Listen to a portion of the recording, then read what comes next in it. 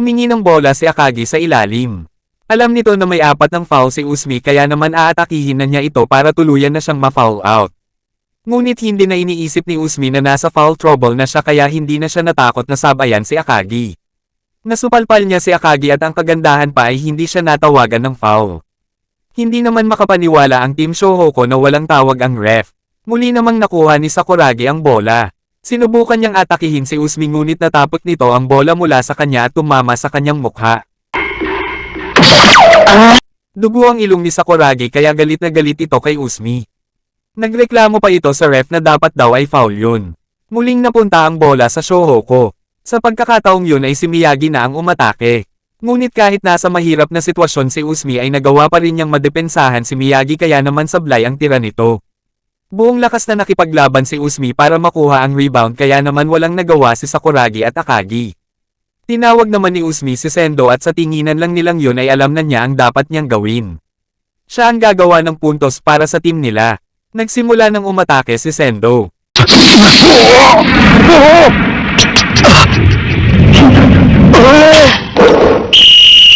Nagawa niyang maipasok ang kanyang layup at may kasama pang foul mula kay Akagi. Ito na ang pangatlong foul niya na katulad ni Miyagi at Sakuragi na may tatlong foul na rin. Pasok ang bonus free throw ni Sendo kaya naman 10 na lang ang lamang ng Shohoku. Nakakaramdam na sila ng pressure sa laro. Sa pagtira ni Mitsui ay nakaramdam ito ng pagkahilo kaya hindi na niya itinuloy. Dahil sa matinding depensa sa kanya ni Ikigami ay nagkamali siya ng pasa kaya naman na steal ni Sendo ang bola. Tumakbo siya para sa pass break. Nag-aabang naman sa kanya si Sakuragi para siya ay pigilan. Subalit inikutan lang siya ni Sendo at kasabay nun ay isang matinding dakdak ang ginawa niya. Sigawan ng mga manunood dahil sa kanilang nasaksihan. Dalawa na kayo nun. Wala pa rin. Napakayabang mo talaga. Dahil sa ginawa ni Sendo ay biglang nag-init si Rokawa. Napahuli kita. Aray ko! Muling ginanahan ng mga kakampi ni Sendo nung sinabi niya na kayang-kaya nilang makabalik sa laro. Malaki ang tiwala nila sa kanilang ace player. Pero hindi papayag si Rokawa na matalo siya ni Sendo. Meron sana akong gustong sabihin sa'yo, Sendo. Ano naman yun? Hindi lang sa stats sinusukat ang galing ng player. Inatake nito ang depensa ni Sendo at Uzumi. Halos wala na siyang panira sa ganong sitwasyon dahil sa ganda ng depensa ng dalawa. Ngunit nagawa pa rin niyang maipasok ang bola sa ring. Lalong bumilib ang lahat sa kanya. Ipinamukha pa ni Rokawa kay Sendo ang score. Yabang mo. May ibang binabalak naman si Sendo. Nagsagawa siya ng screen para magkaroon ng switching sa kani-kanilang bantay. Napunta sa kanya si Miyagi na mas maliit sa kanya. Mabilis niyang inatake ito. Mismatch talaga ang nangyari kaya na-foul siya ni Miyagi at ang masama pa doon ay pumasok pa ang bola. Iba talaga kapag magaling na ay magulang pa. Ito na ang ikaapat na foul ni Miyagi. Dahil wala si Coach Anzai ay hindi makapagdesisyon si Kogure kung ilalabas na ba niya si Miyagi o hindi kaya natatarante na ito. Binalaan naman ni Akagi at Mitsui si Miyagi na mag-ingat na sa foul. Matapos niyang maipasok ang bonus free throw ay ipinamukha din ni Sendo ang score kay Rokawa. 7 points na lang! Tuwang-tuwa naman si Coach Tauka dahil lumalabas na ang isa sa mga kahinaan ng Shohoku. At yun ay ang pagiging foul trouble nila. Muling umatake si Rokawa, subalit nasupalpal siya ni Sendo. Hindi pa rin siya sumuko. Napakagat niya sa fake si Sendo at pagkatapos ay nag-drive siya patungong basket at nagsagawa ng isang slam dunk.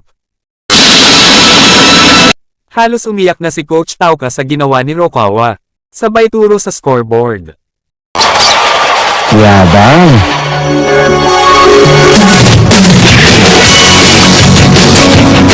Sinabi ni Sendo sa kanyang kakampi na sa kanya ibigay ang bola. Lagot na kayo. Kinalig niyo si Sendo. Pagkahawak pa lang ni Sendo ng bola ay agad nitong inatake si Rokawa.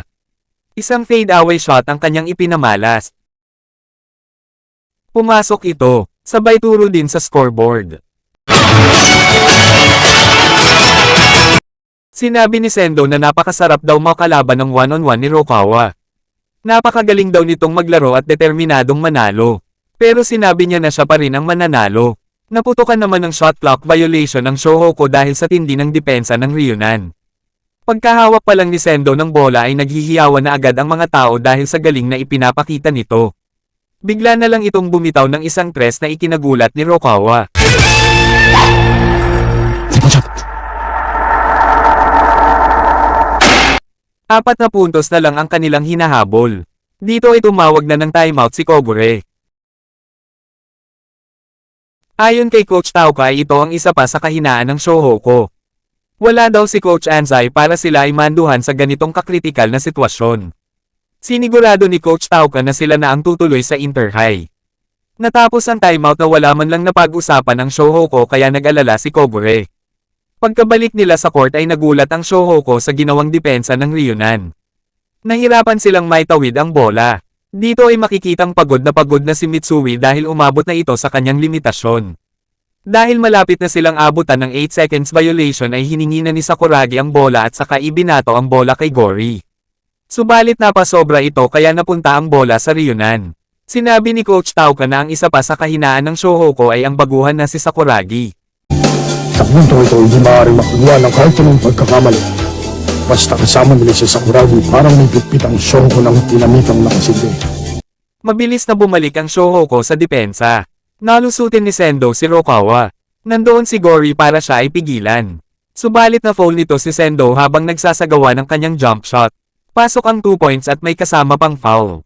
Dito ay naghalo na ang balat sa tinalupan. Nawawalan na ng pag-asa ang Shohoku dahil nagkapatong-patong na ang kanilang problema.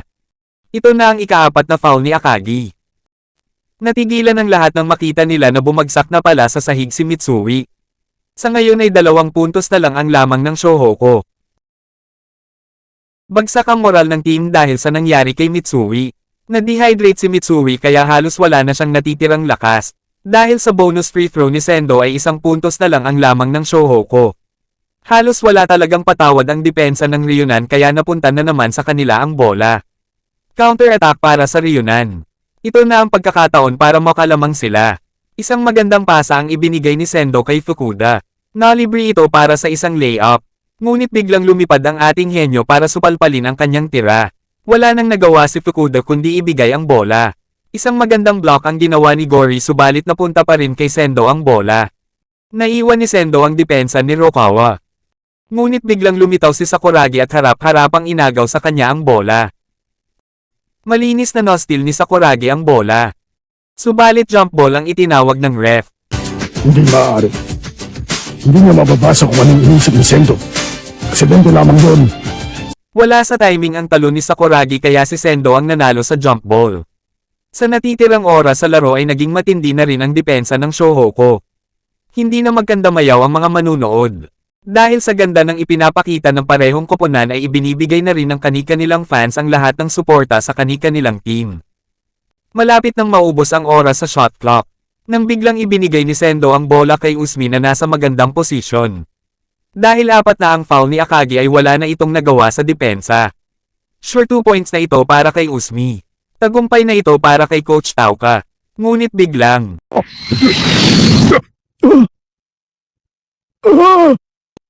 Paano ka nakapunta kagad dyan, Sakuragi?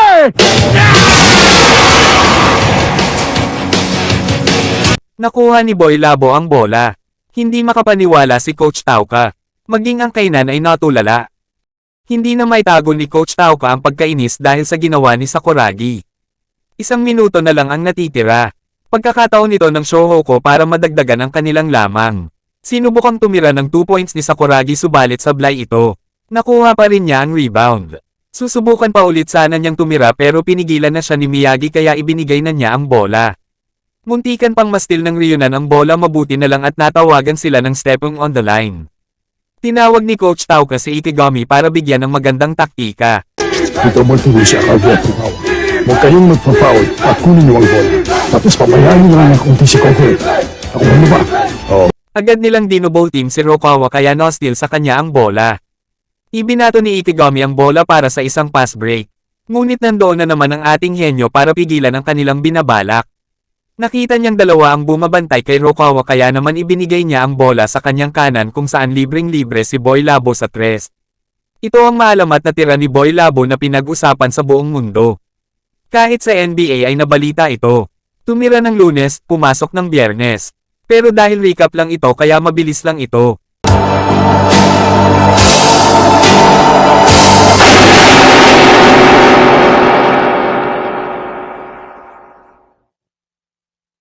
Pumasok. Nagdiwang ang lahat dahil sa 3-point shot ni Boy Labo. 58 seconds na lang sa laro. Lamang naulit ng 4 na puntos ang Shohoko. Kahit segundo na lang ang natitira sa laro ay hindi pa rin nasisiraan ng loob si Sendo. Mabilis siyang umatake at sinira ang depensa ng Shohoko. Matagumpay siyang nakascore ng 2 points sa loob. Baba sa 2 ang lamang ng Shohoko. 38 seconds left. Sa nalalabing mga segundo ay lalong humigpit ang depensa ng Ryunan. Ibinigay ni Miyagi ang bola kay Akagi sa ilalim. 11 seconds left. Pumihit si Akagi kaya biglang naiwan si Usmi. Nalibre siya para sa 2 points. Subalit nakaabang pala sa kanya si Fukuda at sinubukang supalpalin ang kanyang tira. Sumablay si Akagi sa tira niyang yun. May 8 seconds pa kaya tuwang-tuwa ang Ryunan dahil may pag-asa pa sila. Hanggang sa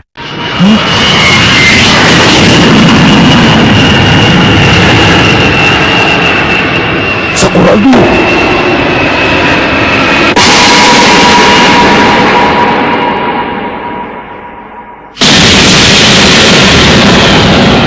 matapos niyang idakdak ang bola ay mabilis niyang sinabi sa mga kasama niya na bumaba na agad dahil baka maisahan na naman sila ni Sendo katulad nung nangyari sa kanila nung kanilang practice game. Halos maiyak na lang si Coach Tauka habang until-unting nauubos ang oras. Hanggang sa tumunog na ang final buzzer. Panalo ang Shohoko. Tuwang-tuwa ang buong team dahil nagawa nilang makapasok sa Inter-High. Ang Kainan at Shohoko ang makapasok sa Inter-High tournament. Si Maki ang hinirang na MVP ng torneo. Sila naman ang tinanghal na Mythical 5. At syempre hindi nila nakalimutan ang kanilang coach kaya agad nilang ibinalita ang kanilang pagkapanalo. Tuwang-tuwa naman si Coach Anzai sa nagawa ng kanyang team. Sabay-sabay nilang itinaas si Coach Anzai para i-celebrate ang kanilang pagkapanalo.